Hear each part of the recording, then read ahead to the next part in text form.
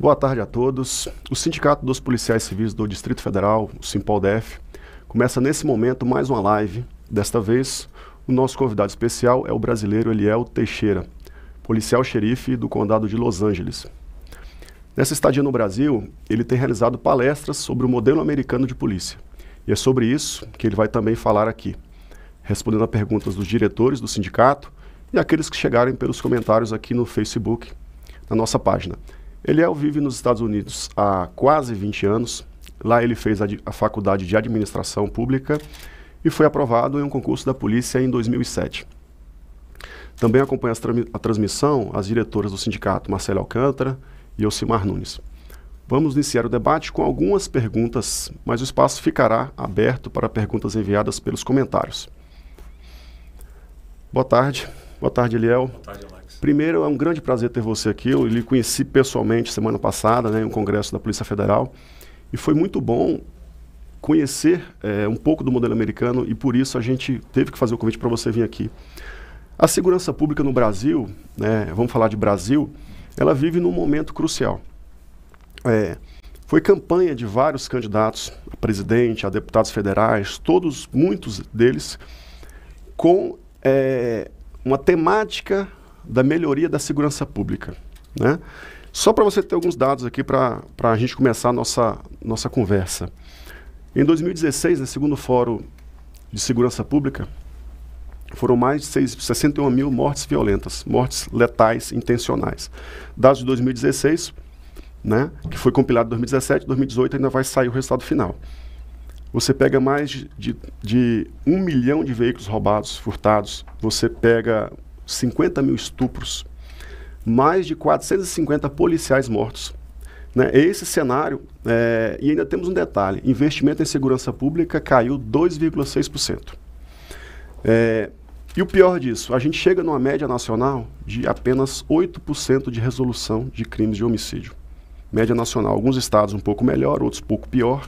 Brasília é um pouco melhor, mas média Brasil 8%. Quando a gente vai para crimes de roubo, furto, essa média cai a menos de 1%, a 0,7%, 0,8%. Então esse é o nosso cenário. Acompanhando a sua palestra semana passada, eu percebi que lá nos Estados Unidos vocês precisaram evoluir também, para chegar ao patamar que é hoje, de serem respeitados, serem reconhecidos, terem investimento. Explica um pouquinho para a gente como é que funciona um pouco do modelo americano, e ao decorrer aqui a gente vai fazer algumas perguntas, para ficar mais fácil os nossos ouvintes entender. Primeiramente, obrigado por me ter aqui. É sempre um prazer estar com colegas aqui, principalmente quando se trata do Distrito Federal, que é de onde eu sou. Tenho um carinho muito especial pela minha terra natal. Mas respondendo a sua pergunta, acho que uma mística que nós temos a respeito da polícia americana é de que ela nasceu como referência. Nós não somos a melhor polícia do mundo, mas acho que graças à imagem que é passada através de filmes, Hollywood, de que a polícia de lá é uma das melhores. Pode até ser. Hoje ela é referência, mas ela não é uma das melhores. Mas até chegar onde chegamos hoje, foi um caminho muito árduo. Eu acho que tivemos muita coisa em comum na virada do século passado até a década de 50, 60, com a situação atual do Brasil. Nossa polícia era desvalorizada, nossos policiais eram mal treinados, mal pagos, nosso índice de resolução era baixíssimo. Nós não tínhamos a questão da polícia, a ênfase na investigação, na elucidação de crimes. Era muito a questão da ostensividade, mas nós não tínhamos essa questão da polícia científica, né? E tivemos que mudar isso. Então tivemos que, a polícia como um todo, o sistema de segurança pública nos Estados Unidos teve que ter um momento assim de reflexão e ver que, bem, se não está funcionando o que a gente está fazendo, então precisamos mudar, né, e não continuar agarrados ao passado. E foi daí que surgiram várias mudanças, né? A primeira delas surgiu com um dos presidentes que nós tivemos naquela época, que foi o presidente Woodrow Wilson, que publicamente chegou e começou a reconhecer que o trabalho da polícia era essencial. Será que a gente tem alguma similaridade hoje aí? Muita gente diz que tem, né? Vamos ver, né? Se realmente se concretiza. Mas até porque até aquele momento a polícia ela era não era um trabalho, uma carreira que todos que gostariam de ter. Isso. Né? Nós tínhamos a gente não atraía os melhores candidatos, né? O salário era muito baixo, as condições de trabalho eram péssimas, então logo a qualidade do produto, né, que era entregue pelas polícias era horrível. E foi preciso, no caso, ter o presidente passando a isso, a ter um reconhecimento do trabalho que era essencial da polícia, para que as pessoas tivessem segurança, né, de poder sair de casa, ou até para melhoria da economia, né. Sim. Foi preciso que isso acontecesse. E isso foi o primeiro passo para que nós chegássemos onde nós chegamos. Foi o primeiro passo. Beleza. Você falou um pouquinho da valorização. A gente tem, dentro da formação, a preocupação, né? A gente percebe em alguns filmes, né, aquela figura daquele policial bonachão, né? Eu vi até nos seus slides lá, você colocava que a referência era aquele policial não com uma baixa formação, né? Sem até condição física, né? Você me falou que a formação de vocês, assim, o concurso de vocês, ele é um pouco complexo, né? Duro. Como é que é o percentual de pessoas de um concurso lá para vocês, assim, de que faz inscrição e chega numa formação? Bem, houve uma evolução aí. Como você mencionou, o policial na virada do século, ele era um policial realmente bonachão, ele era mal treinado e por causa da falta de investimento na polícia, a polícia infelizmente se tornou um braço armado do crime organizado. Sim. Então as grandes figuras como Al Capone e outros que fazem parte da história do crime nos Estados Unidos, a polícia literalmente trabalhava para eles, sem se esconder nada, né? Então o que aconteceu é que ao passar das décadas foi preciso profissionalizar a nossa polícia. E profissionalização através, primeiro, de fazer um aspecto, um nível profissionalizante. Nós precisávamos estabelecer um critério de como é que nós precisamos que os nossos policiais sejam. Então, primeiro foi a questão do processo de seletivo, né? O treinamento, o doutrinamento do policial, para que tivéssemos a qualidade do policial. Porque a nossa filosofia é melhor ter um policial bem selecionado e bem treinado do que ter 50 que são mal selecionados e mal treinados. É capaz até de causar muito mais problema ter os 50 do que um. Então, hoje, né, passamos de uma carreira em que ninguém queria entrar, porque o salário era péssimo, as condições eram péssimas, a hoje nós temos a última média que saiu aqui, de cada 100 candidatos que fazem e passam na parte escrita do nosso concurso, a gente já tem um aproveitamento de 2. E 2 vão para a academia, a gente forma 1,5. 1,5. E hoje a nossa média, pelo menos na minha agência, que é a segunda maior nos Estados Unidos, nós temos a média entre 40 a 70 mil inscritos no nosso concurso anualmente. Então a gente faz um aproveitamento muito baixo, mas é porque há essa peneira, né? Há esse filtro para que nós possamos aproveitar somente os policiais que vão entregar o nosso quadro e fazer uma diferença. Porque não só porque é uma questão de termos os melhores policiais por os melhores resultados, mas também porque é um investimento muito caro. Hoje, para a gente treinar um policial, custa em média $150 mil.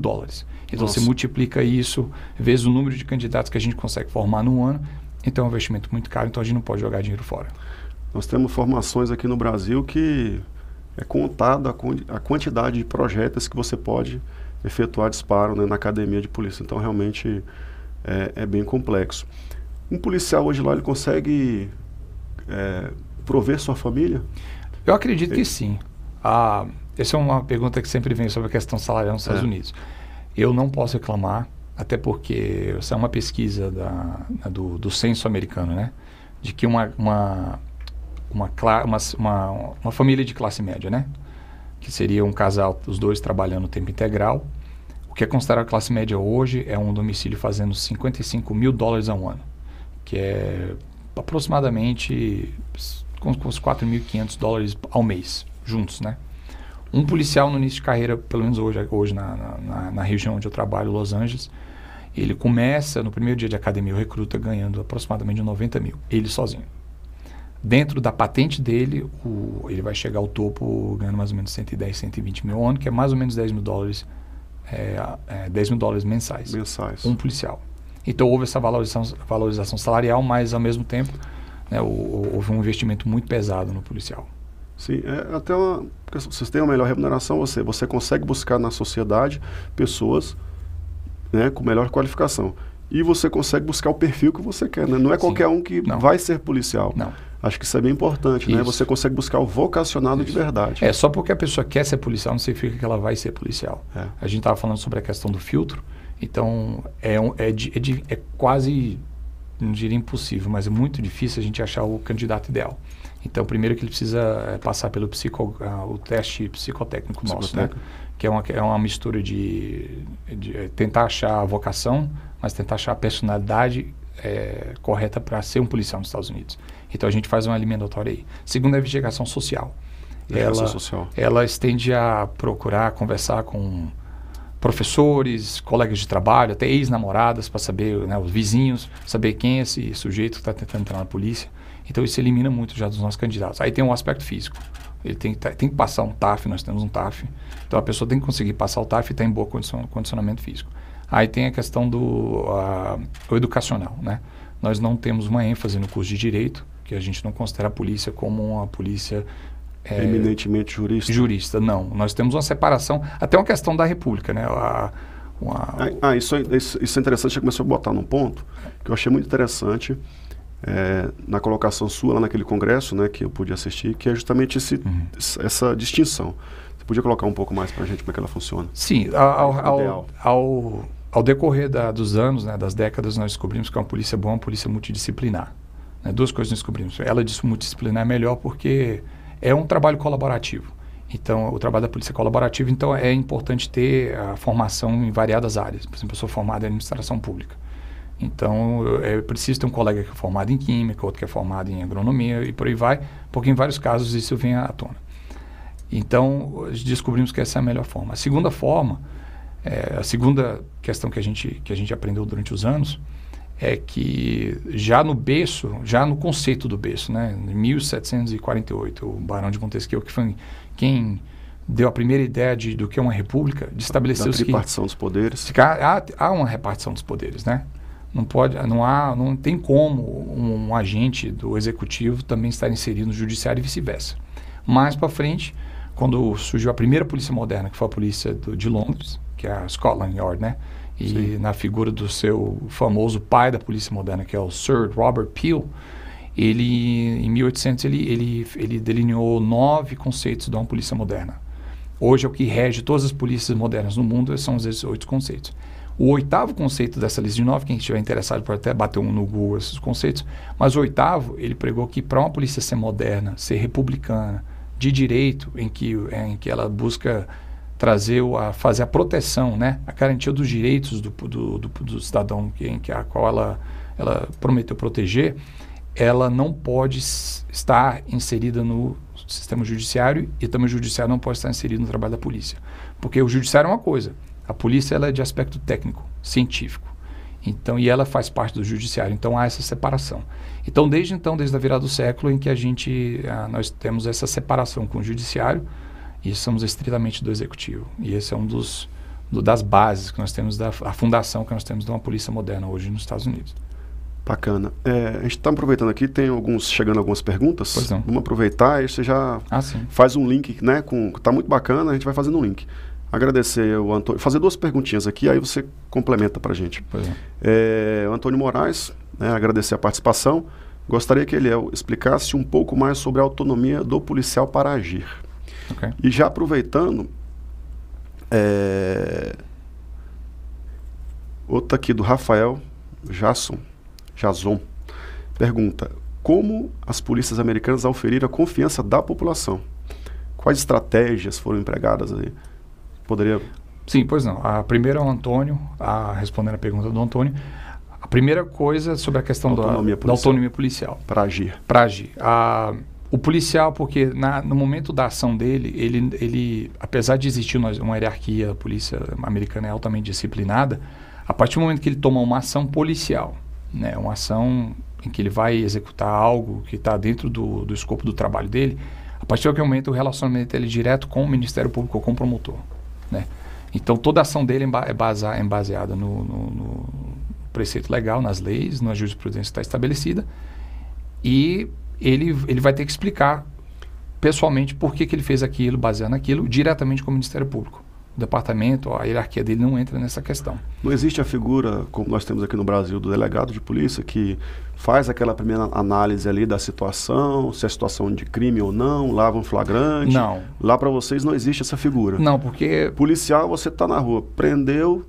Por duas razões. Primeiro porque existe um conceito jurídico lá nos Estados Unidos de que a pessoa que faz essa aferição, a pessoa que vai ter também, que está inserida no local do crime, a pessoa que viu a primeira cena, está sentindo o que aconteceu ali, e ela mesma está capaz de fazer essa aferição se houve um crime ou não, né, qual o tipo de crime, a tipificação do crime, mas também essa pessoa, a partir do momento policial que ele chega a essa conclusão e leva, né, o suspeito preso, lá na frente, quando for a julgamento, esse policial responsável por estar presente dentro da corte, né, e juntamente com o Ministério Público, ele vai ter que olhar olho a olho na pessoa que está sendo acusada.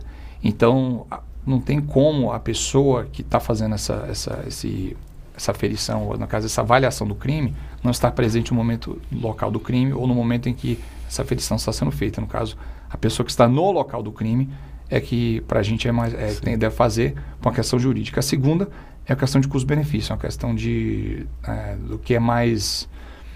Como é que a gente faz as coisas fluírem de uma forma melhor, mais eficiente. Então é muito mais eficiente levar o policial à cena do crime e ele mesmo fazer tudo, desde a conversa com a vítima, a tipificação do crime, a conversar com as testemunhas, coletar provas e manter a cadeia de custódia dessas peças de evidência. É muito mais fácil ter um policial que faça isso tudo do que uma pessoa faz isso, outra pessoa faz aquilo. Então, por uma questão de eficiência, a gente acabou empoderando o policial a fazer tudo isso, do começo ao fim. E eu acho que o padrão internacional é esse. Todos os países em que a gente tem troca de experiência, a gente acaba vendo essa similaridade com outros países que tem uma polícia muito boa. Então, tem sido um modelo que tem funcionado para a gente. E a segunda questão da valorização, como conseguiram conquistar o apoio da população, né? A confiança da população. Sim, inclusive entra na questão do conceito do Sir Robert Peel, né, dos novos conceitos, exatamente, trabalhar junto às comunidades. Acho que uma das bases que nós temos para ter esse contato é que as polícias lá, elas são muito municipalizadas. O grande número de polícias que nós temos, elas são do município, que seriam equivalente às guardas municipais que nós temos no Brasil. Então, só o mero fato dela estar presente no município, né, e o comando da polícia estar ali presente no município, então qualquer cidadão que estiver ou feliz ou infeliz com o trabalho da polícia, ele pode simplesmente andar 10, 15 minutos até a estação da polícia e falar com um chefe de polícia. Ele tem a quem reclamar, quem falar, a quem ser ouvido. Então a gente acaba tendo um conceito mais assim de ter um pouco mais de aproximação com a população e de ter ouvidos, porque a gente tem que prestar contas do nosso trabalho diretamente àquela população que está pagando o nosso salário, que é o município. Enquanto que a pessoa não precisa viajar, né, durante horas para chegar, digamos, até a sede da polícia, que às vezes é na capital, né, e ter que marcar hora com o comandante, ou não poder falar com o comandante geral ou com o chefe de polícia geral. Então a aproximação já começa aí, em que a população conhece quem são os policiais do seu quadro e a população pode ir até o chefe de polícia porque ele trabalha ali dentro do município. Então isso já facilita muito. Então a gente conquistou exatamente assim. E estar aberto à população dizer como que ela quer que nós façamos o nosso trabalho, né? A ouvir a população de que, olha, talvez eu não possa até dizer a forma como vamos fazer, mas a população tem uma forma de falar de qual seria o resultado final que eles querem. E nós juntamente chegamos, ok, se eu sei o que é o resultado assim, a melhor forma é a gente fazer desta forma A, B e C, né? E juntamente chegarmos a esse resultado final. Bacana. Vamos continuar aqui com as perguntas. Chegou aqui do João Paulo Alemão, JP. Boa tarde, JP, grande amigo aí. Geralmente, quais matérias, disciplinas são cobradas nos concursos da Polícia Norte-Americana? Ou se não se preocupa muito com essa cobrança? Não. E a preocupação é na formação? A preocupação é na formação. A nossa preocupação primária é saber se a pessoa... se ele é fluente em inglês ou não? Se é fluente em inglês, sabe escrever, ler, escrever e ler. E se a pessoa tem um conceito analítico crítico, né? Lá já precisa ter um nível superior para ingressar? Não, inclusive acho que a última figura que veio de 83% das nossas agências somente exigem um 2º grau. E outras agências, 8% delas, que na maioria são as agências federais, agora exigem um curso superior. Ajuda na questão salarial ter um curso superior, porque é uma valorização, um bônus a mais para a pessoa ter um curso superior. Mas na hora da contratação, na hora da seleção, o curso superior não pesa tanto. Não pesa tanto, né? Aproveitar aqui também o Hamilton Menezes de Carvalho. Qual a carga horária de trabalho semanal? 40 horas. 40 horas. 40 horas. Você tinha comentado, né, lá atrás, lá no início, que lá no passado também a carga horária do policial era maior, né? Não tinha tempo para descansar, quer dizer, você tinha um policial que não estava... uma sobrecarga e não se dedicava, acabava que isso lá no passado também foi uma... Sim, foi graças aos sindicatos, inclusive, que até então a polícia era Fala um pouquinho de sindicato e irmandades, né? As irmandades, começaram como irmandades ou associações, isso, né? Porque a polícia tinha uma aversão ao sindicalismo. Era uma questão histórica nos Estados Unidos naquela época, porque o sindicalismo era considerado uma coisa de comunista, aquela coisa toda. Isso. Os Estados Unidos tinham acabado de ir para a guerra, combater... o fascismo, o comunismo, então era considerado um conceito vindo, né, dos países comunistas, então tinha uma aversão àquilo. Então a polícia durante muito tempo foi muito aversa a ter o sindicalismo. Uma vez que o sindicalismo entrou na polícia, foi um divisor de águas, porque até então o policial não tinha equipamento, não tinha amparo de trabalho, não tinha leis que amparavam o trabalho deles, não tinha uma frente unida para poder buscar melhores condições junto ao legislativo, mas principalmente eram as condições de trabalho. O policial trabalhava durante 2 semanas seguidas, com um dia de folga a cada 15 dias. A carga horária era de 12, 14, 16, até 18 horas diárias. Então não tinha tempo de família, não tinha tempo de lazer, nem nada. Então foi através da luta dos nossos sindicatos, que começaram como associações e fraternidades benevolentes, que junto ao governo nós conseguimos melhores condições de trabalho, amparo legal, jurídico, melhores equipamentos, melhores verbas, alocação de verbas específicas para a polícia, a profissionalização do policial e uma série de outras coisas. Bacana, a importância dos sindicatos aí assim, a gente teve alguns projetos no Congresso, eu até acompanhei muito o projeto que foi da Comissão Especial de Unificação das Polícias, e um dos artigos propostos pelo relator era a proibição de sindicalização. E a gente até, enquanto sindicalista, a gente vê isso, não vê com bons olhos, porque tem essa figura, né, da assistência, de você poder ter você ter quem representar a sua categoria. Né? Porque sindicato, às vezes, as pessoas veem como essa visão lá atrás, né, que veio lá do comunismo, né, da União Soviética, enfim. Mas hoje a gente tem outra visão de sindicalismo, até para trazer soluções, propor soluções para melhoria, né, para a evolução. É o que a gente, inclusive, vem trabalhando para que a gente consiga trazer... E você hoje aqui é um exemplo disso. O sindicato está aqui para mostrar que existe um modelo diferente que pode melhorar a nossa segurança pública. Né? Vamos aqui aproveitar que são várias perguntas aqui. O pessoal também está participativo hoje aqui. Deixa eu aproveitar aqui que foi via Facebook, né, o Cláudio Costa. Se pudesse brevemente assim falar como é que se materializa a investigação. O crime aconteceu, está lá um corpo estendido no chão, né? Verificou que é um crime. Aqui no Brasil, vou resumir aqui, tá, Cláudio? A gente tem a figura do inquérito policial, né? E aí você dedica muita importância ao inquérito, você tem uma figura meio que judicialiforme, ele tem que ir para a justiça, volta, né? Vai para o promotor, dá um parecer, vai para o juiz, retorna para a delegacia, vai e volta várias vezes. Como é que funciona lá na sua área lá? Teve um homicídio, coletou as provas, judiciário. Como é que funciona essa dinâmica? Para o pessoal de casa entender um pouquinho. O crime de homicídio é um crime, vamos dizer, atípico do sistema, porque eu não sou eu que investigo o crime né, porque é um crime especializado. Ou qualquer outro crime também. Então vem um detetive com 20, 30 anos de experiência policial, e ele que vai assumir a investigação, porque ele é da seção de homicídios. Mas qualquer outro crime, o policial, assim que a ocorrência é gerada, ele, né, se dirige ao local, chega lá e vai fazer uma avaliação geral, conversar com a vítima, se é uma vítima, perguntar o que aconteceu, e a pessoa contar a história, ele já vai fazer a avaliação, de assim, houve um crime ou não. E a partir do momento que ele fala o quê? Houve um crime, vai ver se há outras peças, câmera de vigilância, ou se há peças de evidência, né, no chão, algum lugar que ele possa coletar. Uma vez que ele fez tudo aquilo, ele vai passar para a pessoa, né, para a vítima, caso uma vítima, digamos aqui, de um furto ou roubo, o número do processo, né, quais são os protocolos do atendimento. Ó, tá aqui, vou investigar, daqui a alguns dias o relatório vai estar pronto e por aí vai. Aí vamos levar agora para adicionar um exemplo de que há, por exemplo, alguém que foi preso, digamos, na hora, né, o meliante do crime foi preso. Tá, ok, eu já estabeleci que houve um crime, já estabeleci quem foi que cometeu o crime, vou levar essa pessoa presa.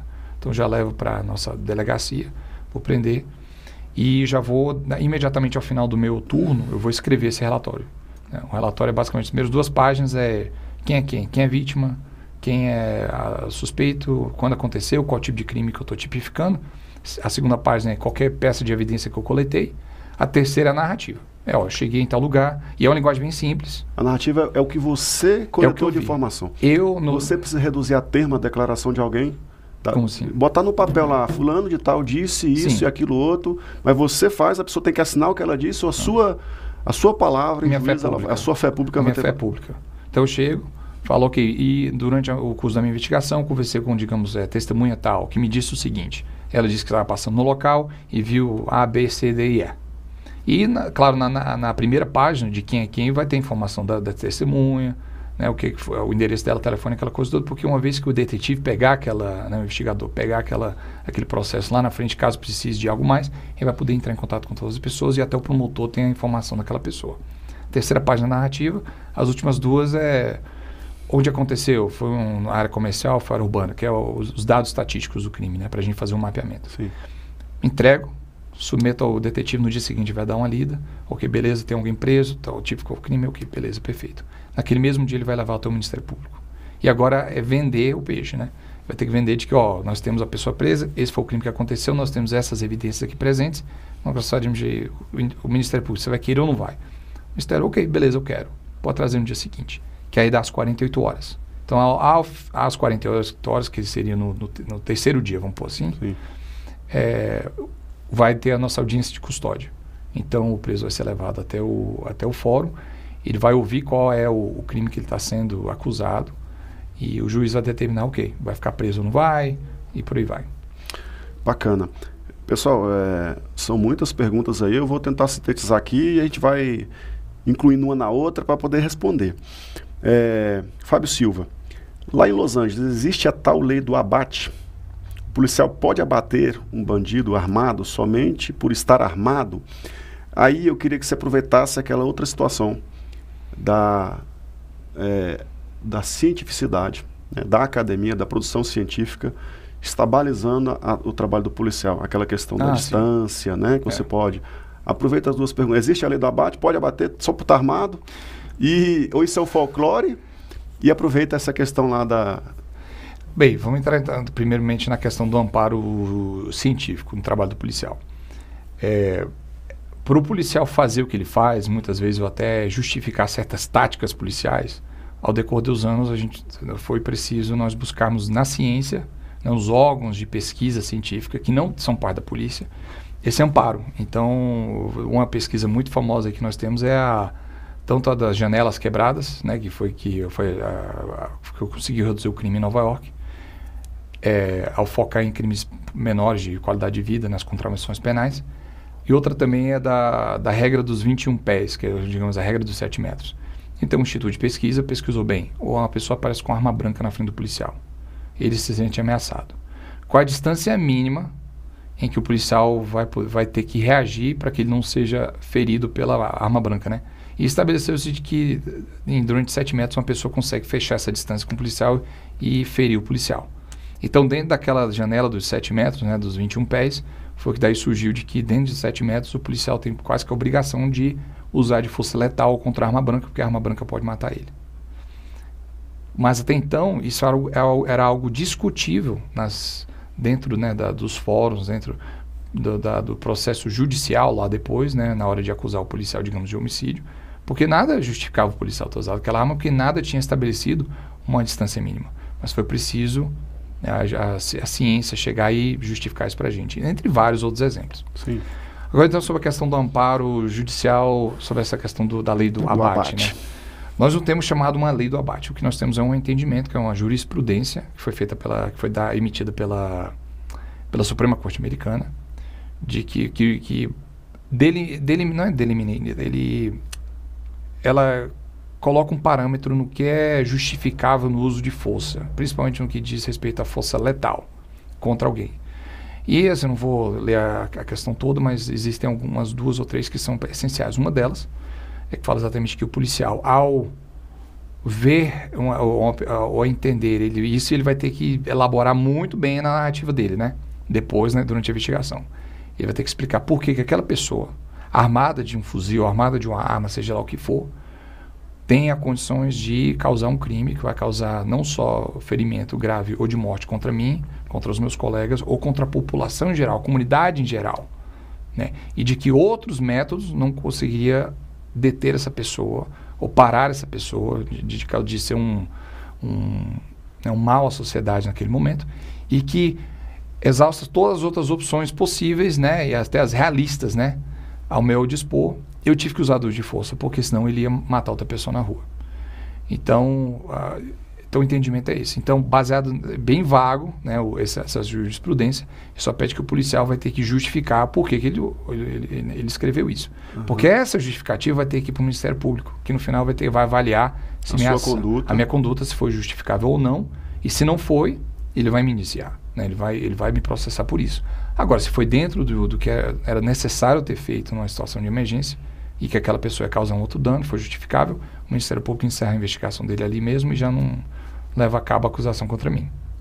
Bacana.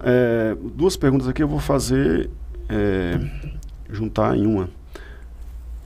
O Aleixo Forte Silva pergunta: existe seguro de vida para o policial? E já aproveitando também, você pode responder. Aposentadoria. Quanto tempo, em média, porque existem algumas variáveis, né, pelo que você me explicou, para se conseguir aposentar. Explica só um pouquinho, o pessoal que ficar interessado aqui. Nós estamos numa discussão de previdência, inclusive uma previdência do policial, que é uma situação de atividade especial, né, de risco. E, enfim, como é que funciona lá? A primeira pergunta é sobre... se existe seguro de vida para o policial. Sim, existe. Existe o seguro de vida... Bancado pelo Estado.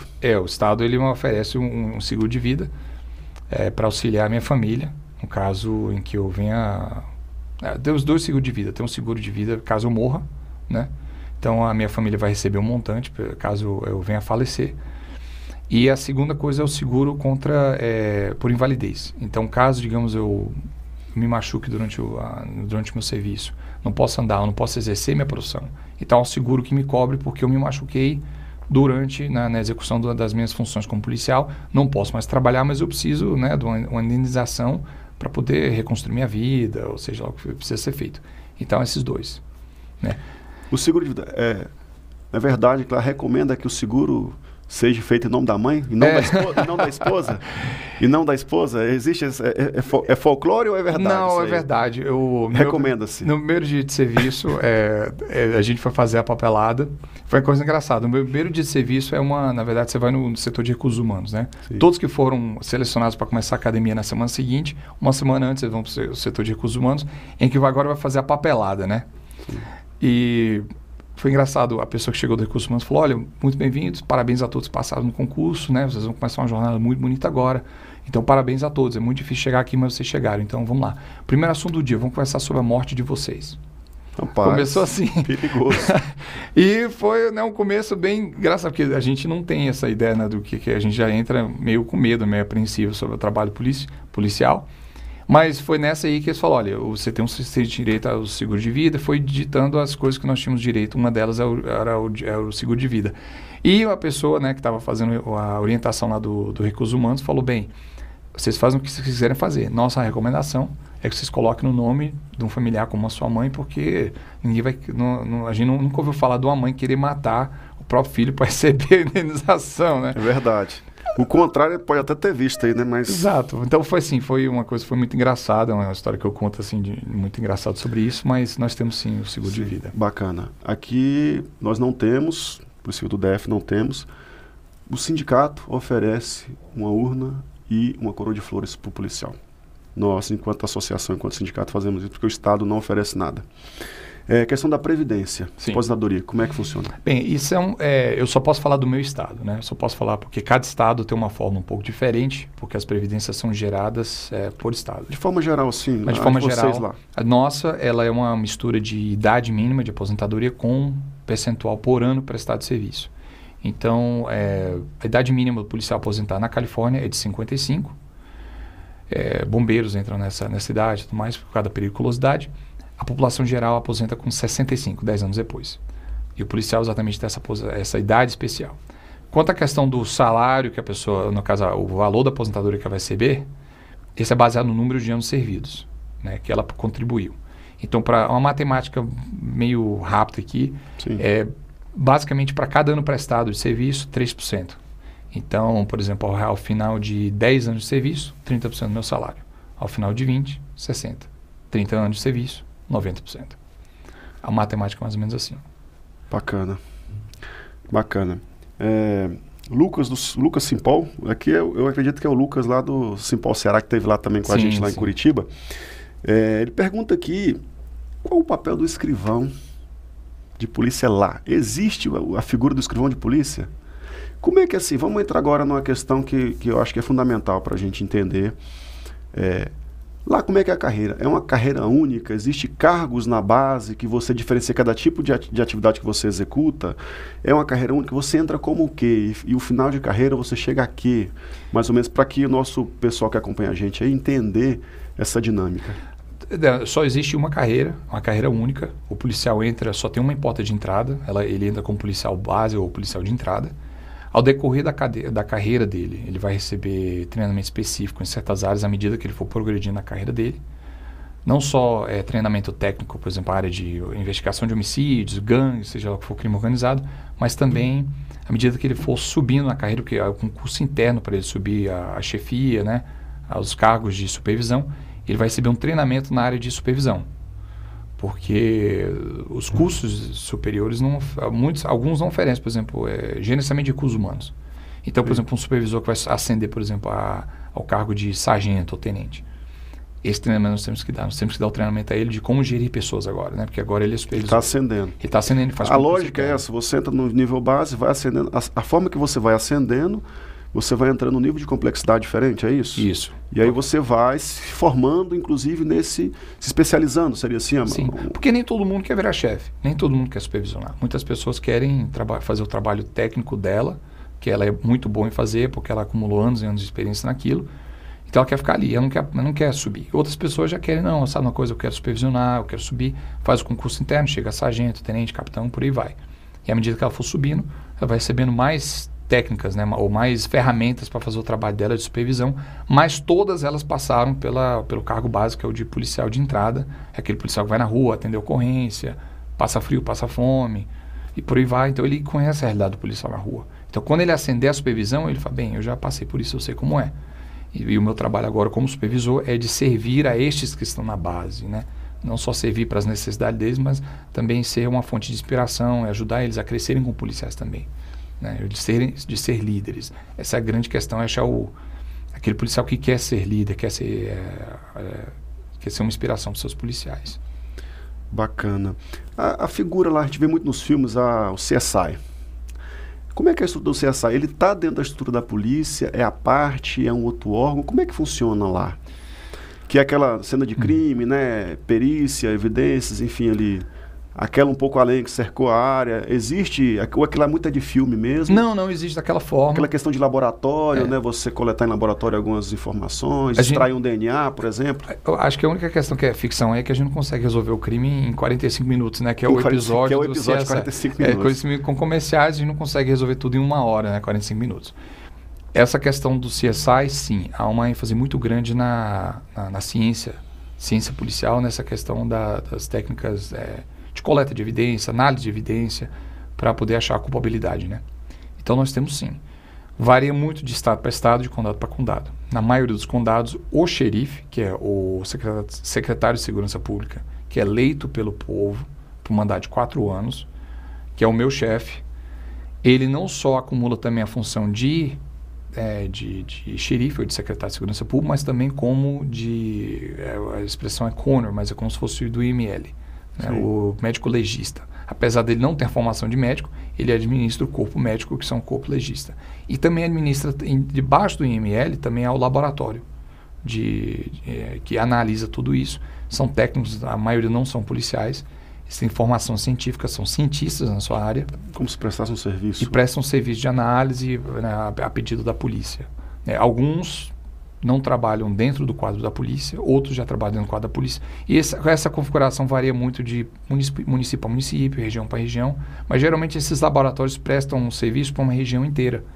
É muito difícil ter um departamento que tenha o seu próprio laboratório, que é muito caro, muito dispendioso. Então, acaba sendo um laboratório que presta para uma região inteira, para vários departamentos de polícia, e eles têm um credenciamento dado pelo governo para poder prestar aquele serviço de análise. Bacana. Voltando aqui uma pergunta lá atrás, vou fazer a pergunta.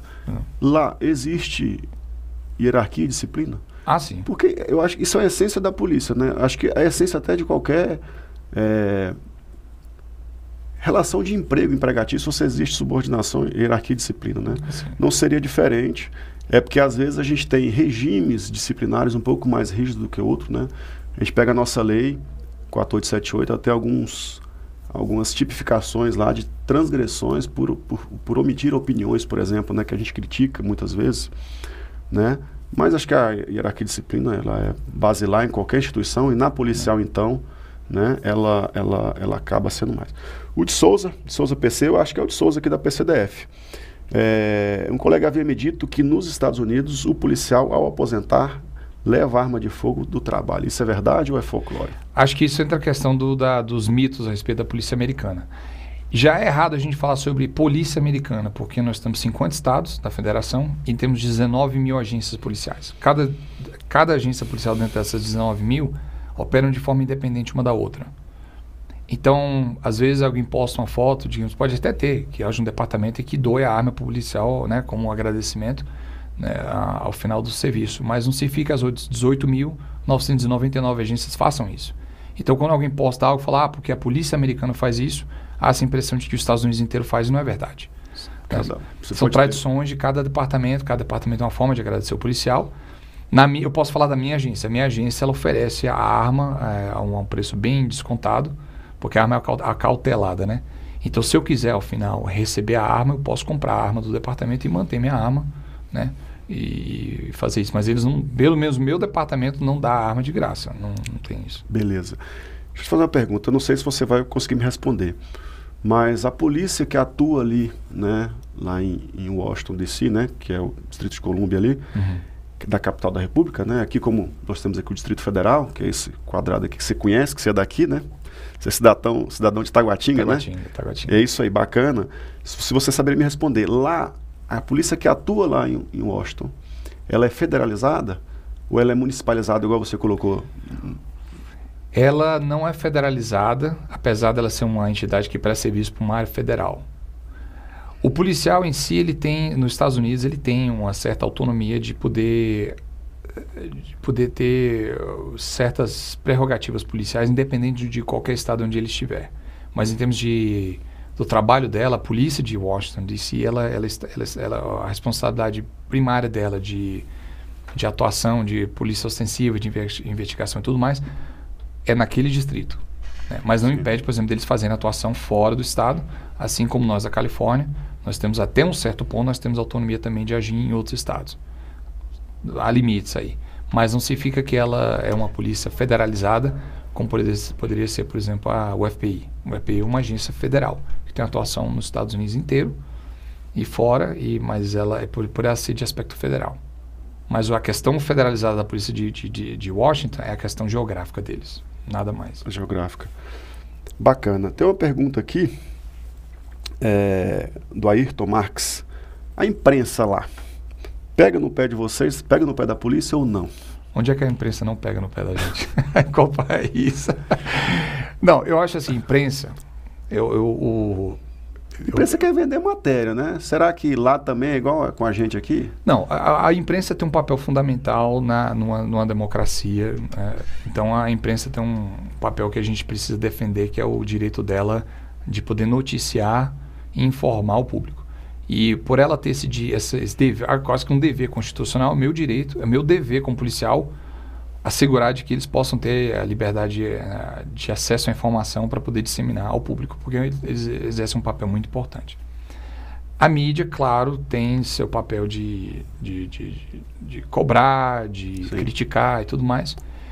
Daí existem técnicas para a gente lidar com isso. Uma delas é que a gente não espera que a mídia crie a história. Então a gente mudou muito o paradigma de um tempo para cá, em que agora nós somos, primeiramente somos nós que lançamos as histórias lá fora a respeito de crimes. Certo. A gente não espera que a mídia chegue E fique procurando. E você já, não, a situação é essa. A situação é só aconteceu isso, então a gente já Você faz... cria uma relação de confiança também com a mídia, né? Exato. E com a população também, porque a população acaba bem, eu quero receber informação diretamente da polícia, porque a polícia vai me informar dentro de minutos, assim que acontece, as informações preliminares eles vão soltar pra gente. Não há esse ambiente de secreto em que, né, as coisas não são compartilhadas. A população tem direito, até um certo ponto. Tem informações dos casos que a gente não vai soltar, claro, por causa da integridade do caso. Mas a população tem o direito de ser informada, o trabalho da polícia, o que é que ela está fazendo, o que é que aconteceu, porque nós somos servidores dela. Bacana. Nosso tempo está avançando aqui, está passando sem a gente ver, sem perceber, e temos muitas perguntas. Viu, Eliel? Não sei se a gente vai conseguir responder tudo aqui. Duas situações aqui. Como é que essa questão do policial andar sozinho lá, cara? Para a gente aqui é estranhíssimo isso acontecer. Mas... você está na situação, você pede um reforço, logo chegam outras pessoas, vocês não têm aquela preocupação de trabalhar sozinho, porque vocês têm uma retaguarda jurídica que ampara, por exemplo, um crime contra o policial tem a pena maior. Como é que é essa relação? Acho que é uma mistura de amparo jurídico que nós temos de poder atuar dessa forma, mas acho que o fator que mais leva a gente a trabalhar sozinho é uma questão de custo-benefício. Porque pelo número de ocorrências que tem, e a gente precisa multiplicar o número de policiais que podem atender as ocorrências do começo ao fim, que é o ciclo completo, então a gente acaba forçando o policial também a atender, né, sozinho certas ocorrências, que a maioria das ocorrências ele consegue atuar sozinho. Não são ocorrências em que precisa de 3, 4, 5, um fuzil na mão, vai fazer uma abordagem tática e, entendeu? Não, às vezes é somente um comerciante que houve furto e quer fazer uma ocorrência. Ou alguém que, olha, está acontecendo isso e isso. Mas, de certa forma, vocês têm uma retaguarda jurídica que o crime contra o policial lá, ele tem agravamento de pena, não tem? Em alguns casos, sim. Não são todos. Não são todos. Mas alguns, sim. Mas o que mais leva a isso é uma questão financeira. Os municípios requerem que o tempo de resposta, né, o tempo para chegada na ocorrência e que a gente possa prestar aquele serviço seja dentro de um tempo considerado razoável. Então, se a gente coloca 3, 4 policiais numa viatura ou até 2, corta-se o tempo de resposta na metade. Então, para a gente não ter esse problema, então a gente coloca um policial em cada viatura e ele vai atender suas ocorrências. E se a gente precisar de um apoio, a gente vê uma situação que precisa de mais ocorrências, então naquela ocorrência... Chama no rádio. Ou chama no rádio, ou até mesmo a central que lida com as ocorrências vai colocar uma unidade, com uma unidade que vai ter no caso, vai assumir a ocorrência, quem vai liderar, e as outras unidades que vão estar auxiliando aquele policial. Então, aí daí a gente pode, né, se for uma situação tática ou que eu preciso de mais gente, então a gente já faz o trabalho assim. Bacana. Policial tem alguma regalia em relação a imposto, pagamento de imposto? Paga menos ou paga mais? Consegue desconto de imposto quando vai comprar a arma dele? Alguma coisa nesse sentido ou não? Não, o que ele consegue não tem desconto no imposto. A gente paga imposto igual todo mundo. O que acontece na compra de certos equipamentos e tudo mais, armas, coisas que vão ser relacionadas, até o corte de cabelo, que o departamento exige que eu tenha um corte de cabelo, que a minha farda seja mantida de uma certa forma. Todos são gastos relacionados ao meu trabalho. Certo. Então, no final, quando eu declaro meu imposto de renda, eu coloco aquilo como gastos relacionados ao meu trabalho. O corte de cabelo, você abaixa do imposto de renda? Eu preciso, o governo, no caso minha agência, requer que eu mantenha um corte de cabelo de uma certa forma. Nós temos que evoluir muito ainda. Então, né? Lápis, até passagem de ônibus, avião para um que treinamento. Você comprovou que é vinculado ao trabalho, por mais menor que seja, mas se é vinculado ao trabalho, então eu abato do meu imposto de renda no final. Nossa, nós temos que evoluir muito ainda, viu, Eliel? Eliel, nós estamos já avançando aqui, eu não sei, talvez não conseguiremos aqui todas as perguntas, mas eu queria que você colocasse para a gente o seguinte: Em 2015, eu estava lá nos Estados Unidos, lá em Washington, em Fairfax especificamente, né? Nos Jogos Policiais, Jogos Mundiais de Policial e Bombeiro, né? O World Police and Fire Game, que é um jogos que cada ano aqui os policiais de Brasília e do Brasil participam mais. Em 2015, eu não estava naquela competição, porque eu também faço ciclismo, né? Pratico ciclismo. Eu estava no hotel, na noite anterior, com o nosso amigo Carlos Eugênio, o Dentinho, e no dia seguinte, numa prova de ciclismo, o Dentinho, nosso querido Dentinho, sofreu um acidente, veio a óbito. Eu fiquei, assim, muito gratificado aos policiais americanos pela assistência que deram a gente lá. Desde a saída do hospital, teve um cortejo para o necrotério, do necrotério para o aeroporto, do aeroporto para cá, que nós tentamos fazer uma homenagem também para ele, né? E lá a gente percebe o quanto é o reconhecimento da população. Eu lembro que eu pratico triatlon também, estava lá pedalando, a gente passava na comunidade, que, né, a pista, o trajeto era na comunidade, e as pessoas saíam de casa e aplaudiam a gente, né? Falavam, vamos heróis, né? Parabéns. Aquilo para mim valeu qualquer coisa, né? Longe de medalha, mas só aquilo ali valeu para mim. E você me colocou uma situação de homenagem que você prestou lá ao nosso grande amigo Dentinho aqui, irmão Dentinho. Você podia contar um pouquinho como é que foi? Quando houve o ocorrido, eu estava lá nos Estados Unidos e recebi a notícia de que alguém da comitiva do Brasil tinha falecido durante os Jogos. E ao fazer uma pesquisa mais aprofundada, eu descobri que era o colega Dentinho, que era daqui da Polícia do Distrito Federal. Eu não tive o privilégio de conhecer o Dentinho, mas existiam outros colegas que eu conhecia da Polícia Civil que foram contar a história de vida dele, né? Quem ele era como um ser humano, como profissional da polícia. E aquilo mexeu muito comigo. E a gente estava falando sobre a questão do reconhecimento, né? O reconhecimento lá, a gente não espera que a população dê esse reconhecimento para a gente. Se depender da população, acho que a gente nunca vai receber isso. A gente dá o reconhecimento a nós mesmos. Então, toda essa questão do cortejo e tudo mais, o reconhecimento, nós temos inclusive um monumento em Washington aos policiais tombados. Então, todo ano a gente vai lá para adicionar os nomes dos colegas que foram tombados. Tudo isso é feito por iniciativa dos policiais, não do governo, não da população. Então, a gente não espera isso da população, a gente não faz esperando isso deles. Eles seguem a liderança que a gente tem na frente. A gente faz, porque nós vamos cuidar uns dos outros. A memória dos nossos colegas vai ser mantida viva por nós mesmos, policiais, não pela população. A população acompanha, sim, porque vê a liderança que os policiais estão na frente fazendo. E o governo trabalha na base da pressão. Mas, sobre a questão do Dentinho, nós temos um evento. A primeira semana de maio foi designada por decreto presidencial, que é chamada Semana Policial em Washington. Então, é uma semana dedicada ao trabalho da polícia, aquela questão do reconhecimento do presidente, né? Sim.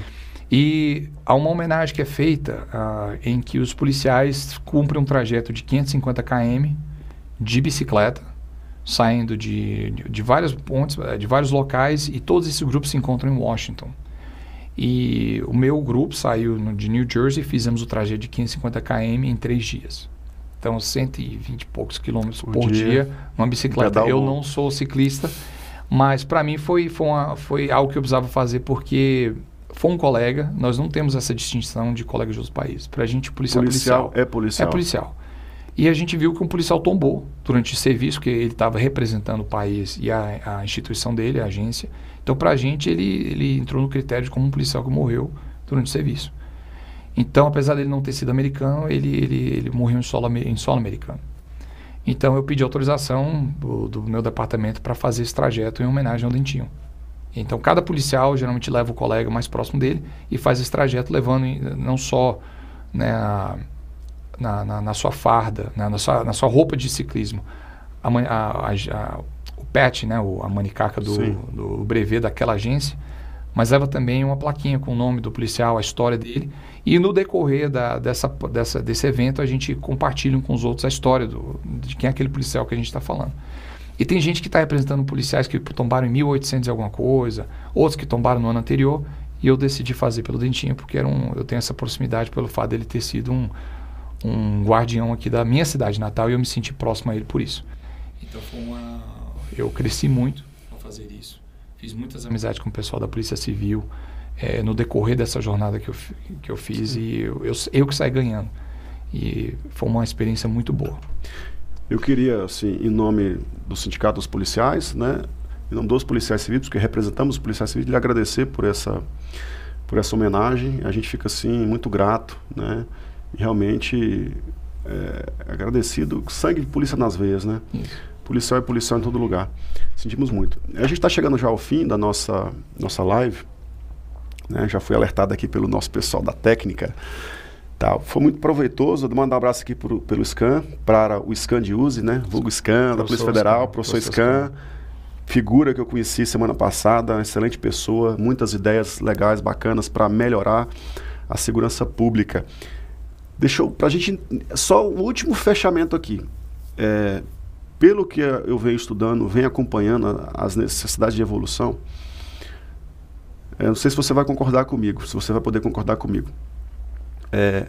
Uma carreira única, com entrada única, não a divisão de cargos que nós temos aqui hoje, não a divisão entre uma hierarquia, quem já entra no topo da pirâmide da carreira ou embaixo, essa diferenciação, a formação decorrer especialização da carreira, né? Seria uma das soluções, talvez, para a gente começar a encontrar um caminho de melhoria desse serviço que nós, policiais civis, prestamos à sociedade. Será que a gente conseguiria? E, pelo que eu entendi, talvez o primeiro passo para a gente aqui do DF, né, e para algumas polícias do Brasil que já está pensando nesse modelo, começar por a unificação desses cargos de base entre a gente, né, inspetor, investigador, escrivão de polícia, agente policial de custódia, enfim, num policial de formação única ali, com especializações, e à medida que ele alcança, né, os níveis na carreira, vai aumentando as atribuições. Será que esse seria um caminho para a gente começar a crescer, começar a encontrar um norte? É complicado para alguém de fora falar sobre uma polícia de outro país, né? Eu não sei se eu seria a pessoa mais indicada para poder emitir uma opinião, por mais crítica, avaliativa que seja da polícia brasileira, é muito complicado para mim. O que eu posso dizer é que essa polícia que você acabou de desenhar, né, acabou de explicar, é a polícia que é o padrão hoje no resto do mundo. Tem funcionado para a gente, funcionou para a gente esse modelo, né, de carreira única, fazendo-se completa especialização ao decorrer da carreira, tem funcionado muito bem para a gente, não só no resultado da população, como até para o próprio policial. Ele se sente feliz de estar na carreira dele, se sente contente, realizado. Isso é o mais importante, porque ele vai ser um bom policial, porque ele está feliz dentro da carreira dele, porque ele tem essa progressão, essa capacidade de progredir dentro da carreira, se especializar e, quem sabe, até subir, ascender a chefia, porque isso está aberto a ele. Outros países também têm o mesmo modelo, com algumas variações, mas o modelo básico é esse. Tem funcionado para a gente. E a segunda coisa, eu acho que, assim como nós, policiais americanos, fazemos sempre, de tentar avaliar bem, se algo não está funcionando, talvez seja a hora da gente reavaliar as nossas opções e tentar achar uma solução melhor. Eu acho que cabe a qualquer servidor público, independente do país que ele trabalha, de que, bem, se não está funcionando, então a gente vamos tentar outra coisa, né? Porque, como diria o grande Einstein, loucura, né, é tentar fazer a mesma coisa esperando resultados diferentes. Isso é a definição da insanidade, segundo Einstein. Então, se o modelo atual não está gerando o resultado que vocês querem, talvez seja uma hora, talvez, de olhar e falar, bem, se não funcionou, talvez a gente precisa tentar outra coisa diferente. E eu já digo logo, isso é uma coisa que eu posso falar, que a resposta para isso não é equipamento. A resposta para isso não é, acho que nem aumento salarial. A valorização do policial no aumento salarial é só uma das ferramentas, dos fatores. Ter uma carreira em que o policial está contente é grande parte disso. E para isso, no caso, talvez uma reestruturação da carreira seja necessária, porque foi o que a gente teve que fazer para a gente também. Isso funcionou para a gente. Agora, se a Polícia Brasileira vai querer fazer a Polícia Civil ou outras polícias do Brasil, é uma questão que as agências vão ter que fazer, talvez no presente ou no futuro próximo. Muito obrigado, Eliel. Nosso pessoal aqui da técnica colocou que são muitas perguntas que nós recebemos aqui. Nós vamos repassar o Eliel depois, para que ele possa complementar. E, se possível, responder, né? O nosso pessoal responde lá depois. Eliel, muito obrigado pela oportunidade de estar aqui conversando com você, né? Virei um fã seu também, pela capacidade, pelo conhecimento que você tem, pela disposição, assim, sinta-se em casa, aqui em Brasília, sempre que voltar, faça uma visita ao nosso sindicato, nossa sede, tá? As portas estão abertas. Leva um abraço para os policiais lá do seu país, tá? Encerramos aqui mais uma live do Simpol DF. Agradecemos ao Eliel Teixeira pela contribuição para o debate de um tema de tão importante que se reflete não só entre as polícias civis, mas em toda a sociedade. Até a próxima, pessoal. Muito obrigado por vocês estarem aqui assistindo a nossa live.